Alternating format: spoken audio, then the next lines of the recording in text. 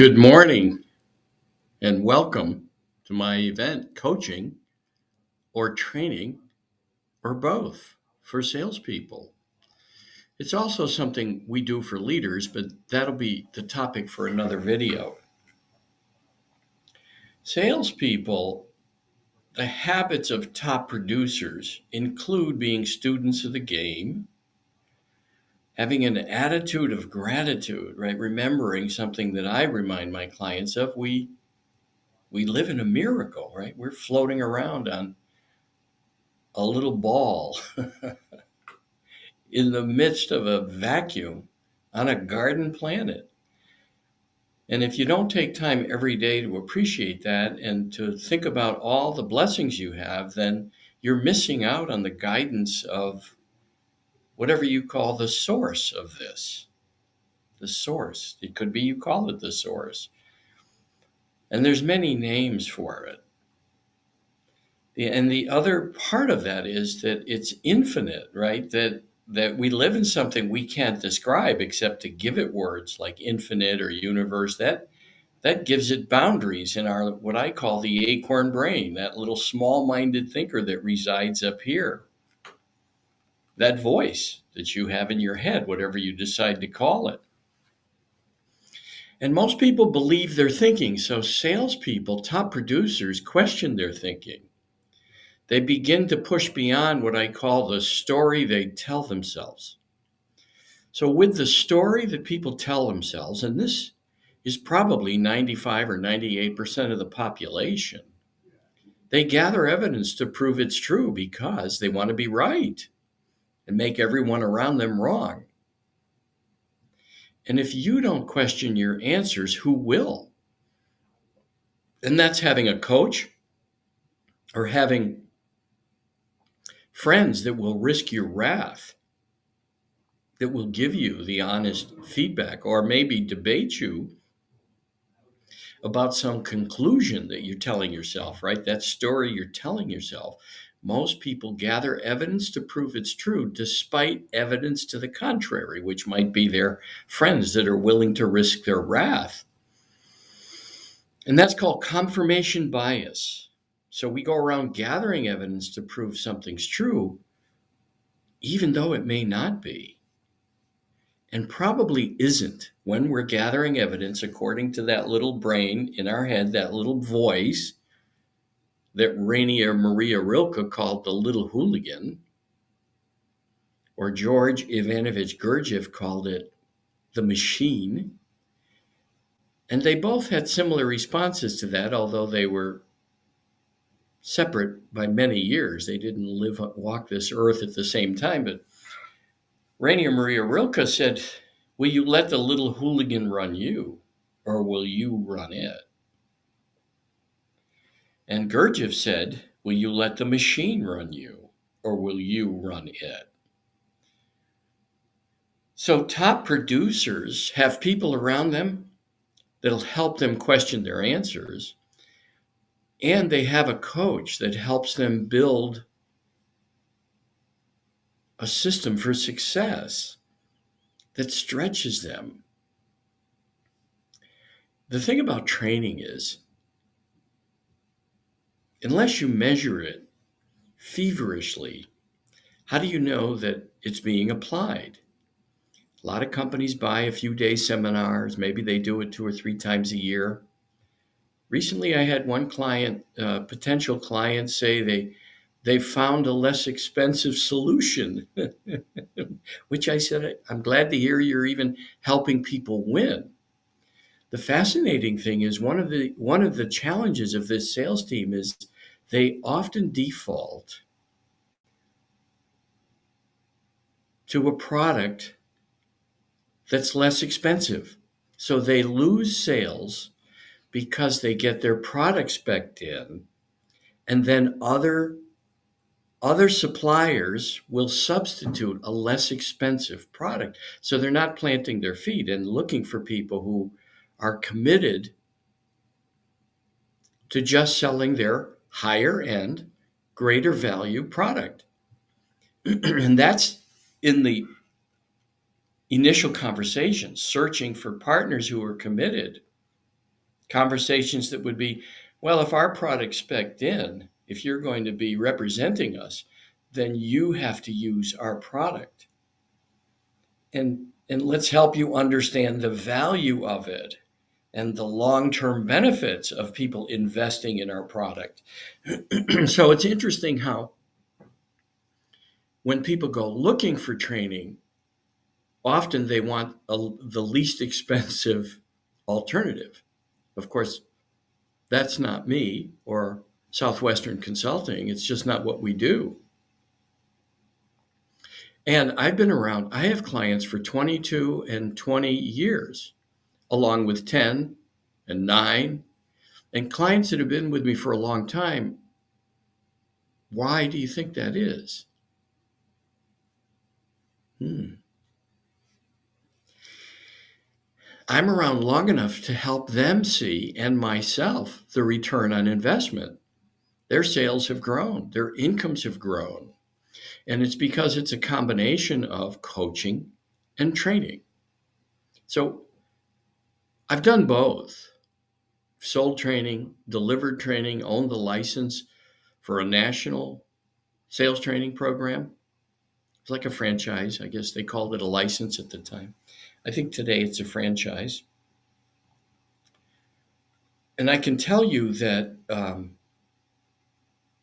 the challenges were they met in groups rather than individually. And a lot of times people are not willing to be vulnerable and share in a group, especially those that they don't know. Now, you might argue that coworkers might not be willing to be vulnerable, and that's true as well. It's just that over time you can develop that vulnerability with coworkers in leadership groups. It takes time. And so when you have people sitting in a group of strangers meeting weekly or twice a week, the challenge is most people are going to be embarrassed to speak up about mistakes they've made or places that they could have done better. And that's also that little acorn brain saying, you could have done better. And there's a way to manage that. And that's part of a coaching with training program. So we talk about self-talk, and we talk about how to manage that little voice. I suggest, by the way, I'll give you a tip, is calling it a name. So I say that machine voice tells me I could have done better. Why you're not qualified for this? Why didn't you do better? That little voice is telling me that. And then I give people tips about things to do physically at that moment so they can develop positive mental neurons, new pathways when they notice that they're getting down on themselves, which many salespeople do. Not all. Some are hardwired to push through any doubt or any resistance. But that might be 25% of the sales population. So helping the other 75% have tools to manage their self-talk, their self-image, and develop positive neural pathways. And eventually, those people, because they're building positive neural pathways, by going to the neuro gym, over time, that voice that makes them wrong in their head becomes quieter. What gets fed in life grows stronger, grows larger. What doesn't get fed shrinks and fades away. And so we teach people some new thought patterns and to help them become aware of what they're feeding and then make new choices so that those negative patterns, those negative voices fade away. And I've been studying this for over 25 years, and it does work. I'll ask people, How often do you go to the gym to get a physical result? Now, some people say, well, I don't go to the gym, but I'd like to. All right, we'll work on that. But for those that go to the gym, they wouldn't go once a month and lift a few weights and expect to have a result. So it's the same with the neuro gym, the mental gym. To develop a practice, even if it's a few minutes every day or a few minutes every hour, 2 minutes every hour, or 2 minutes when they notice that brain being active, that negative voice being active, the judge, the acorn brain, the hooligan, the machine, whatever you decide to name it, I suggest you do. That can help people because they develop a practice, and eventually that voice becomes less active. It fades away because you're not feeding it. But it takes a force of will to wake up to that, because you can see the general population does not share that view, especially today with everybody pointing fingers at each other. It doesn't matter the side you're on, people are making other sides wrong. That's that voice telling them you're right and they're wrong.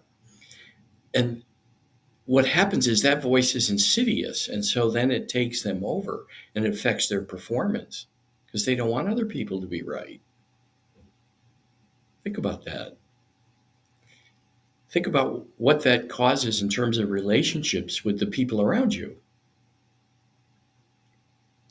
And then think about that energy when you walk in to sell somebody. What I say is help them buy. You got to be curious. What other products are they looking at? What other services are they looking at? What do they like about them? What would they improve about them? What were they planning on spending? You could give them a range.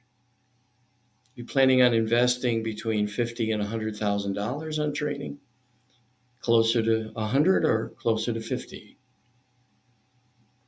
I don't need the exact number. I just want to help them buy. Maybe I'm not a fit, because if it's not going to be 50,000 at least, unless it's one person, then it would be closer to 10,000. But if it's one person being enrolled in training, that's different. But if people are looking for a group, they have to be prepared to make the investment, and they'll get a result. Right? Why would people be with me for 21 years or 20 years? Actually, next year, one client is going to be with me 23 years, 2024. And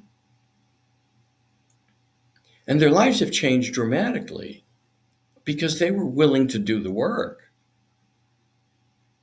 They're willing. I risk their wrath all the time. But it's the same principle. I have a coach. I have to have people help me see what I cannot see.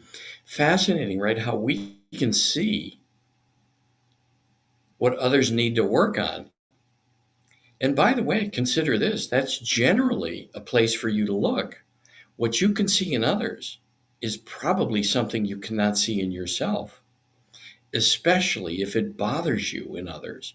If you see a trait in others that bothers that little brain, the machine, and it wants you to rail against them. Do you see what that person's like? Do you see what they do?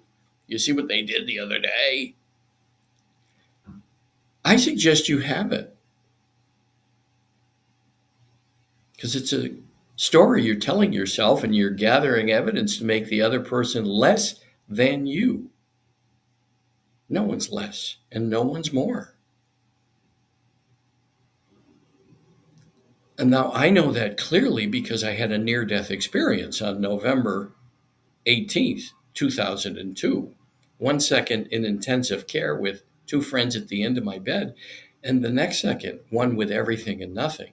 And I can tell you, all the thoughts that humans have about what created a universe and all the names for it, it's way beyond anything that this little brain can conceive of. And that's a story for another day. But the amazing thing is that little voice, the way we look at things on earth, doesn't go with us, or at least it didn't go with me in my experience. In my experience, that little voice doesn't go with us. We become one with the limitless. And anything small minded, anything, anything that's small minded and petty is not a behavior of the source of life, the creator, God, the divine, whatever you want to call it.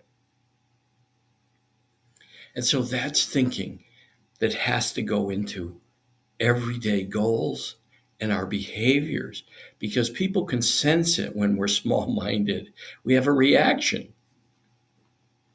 I never worried about outcomes. It was a gift that I've had for many years. I remember getting an appointment with a very large university to talk about our company. And when we sat down, I was managing a sales team at the time, and a salesperson brought me in, got the appointment, and the person said, "Hey, I have some bad news. We're not going to be able to buy from you."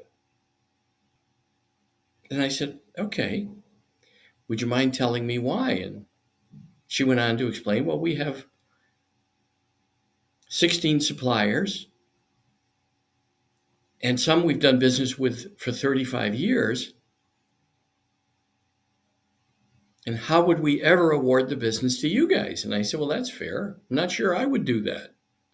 So then, since we're not going to get the business, would you mind telling me about your process? What's going to happen and what some of your challenges are and what you're looking to do with narrowing this field of suppliers?"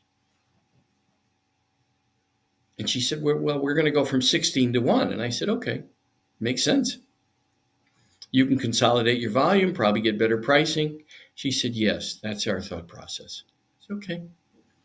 Then she told me the challenges they had, that the deans of all the different schools for the university were charged with finding cleaning contractors, or at least pricing comparisons, so that they could see if their university employed staff was competitive. Was it costing them much more? And in some cases, the deans had already went with cleaning contractors. So these were employees of the university, and they were worried they were going to lose their job. And as she told me the story, I said, "Well, it sounds like you need a partner." And she said, what do you mean by that?" I said, "Well, before I tell you that," I said, "aren't you going to bring all these suppliers in so that you can determine who you're going to keep, how you're going to narrow it down?" She said, "Yeah, we're going to invite them all in the first round, all 16. Then we're going to narrow it to 9. Then we're going to narrow it to 6. Then we're going to narrow it to 3. And then we'll pick a supplier." I said, "Well, I can't believe that someone wouldn't have the idea of partnering with you." And she said, "You're probably right." And I said, "So if you don't get that, call me. I'll be glad to help you with it."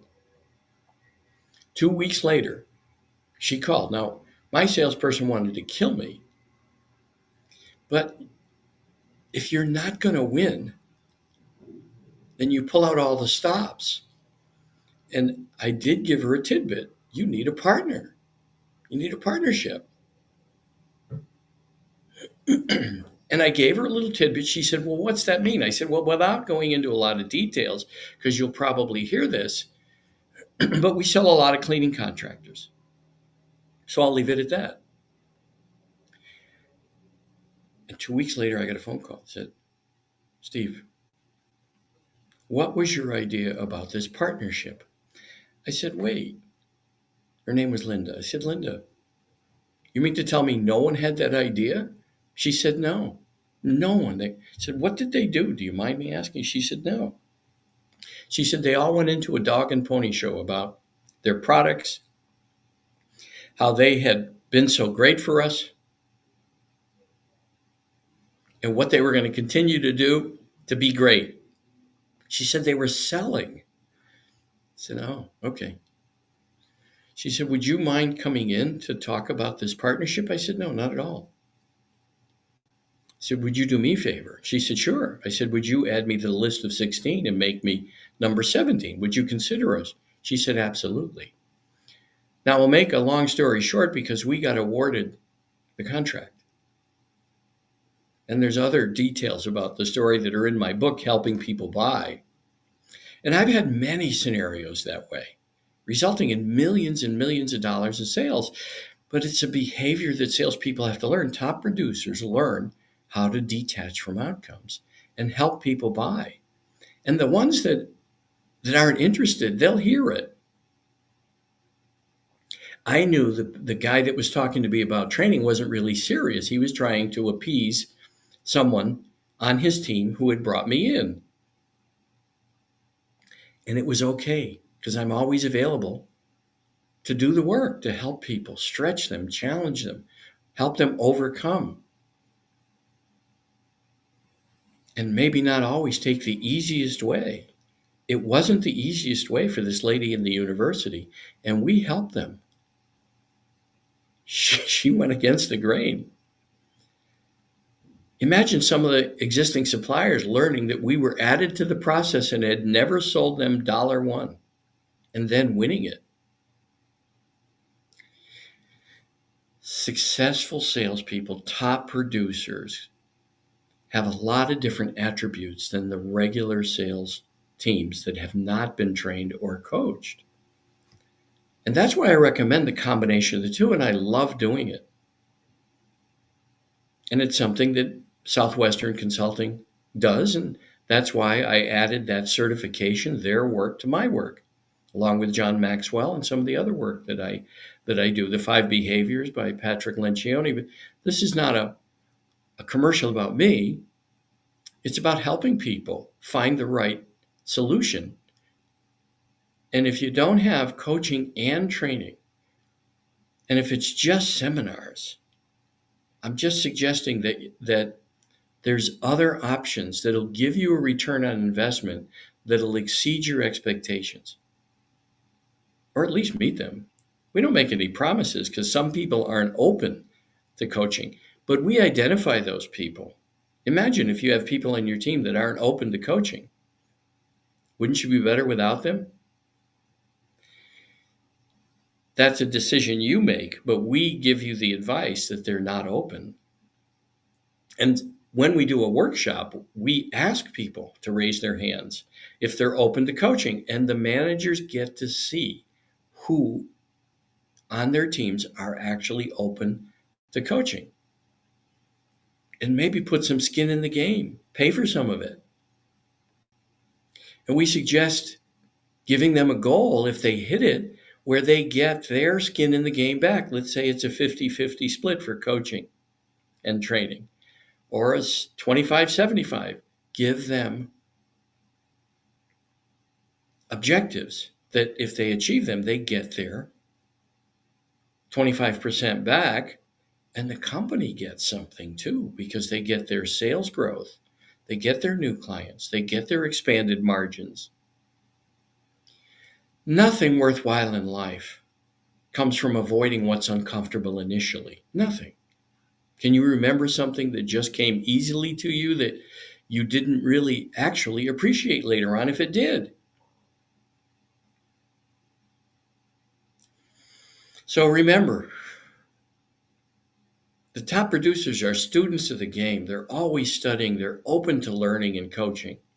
They're grateful, and they express and recall their blessings every day. And they go beyond small-minded thinking, and they learn how to detach from outcomes and many other things that are part of our program. Now, if you have any questions, you can email me, steve@stevelentini.com. That's LENTINI.com, or slentini, LENTINI.com, slentini@southwesternconsulting.com. That's a little more of a mouthful. slentini@southwesternconsulting.com. And I'm glad to help. By the way, I'll take a call and answer your questions about it. Whether it's our program or not, I'll give you recommendations. My philosophy is helping people buy. And if I'm not a fit, I want to help you find someone that is. Thank you.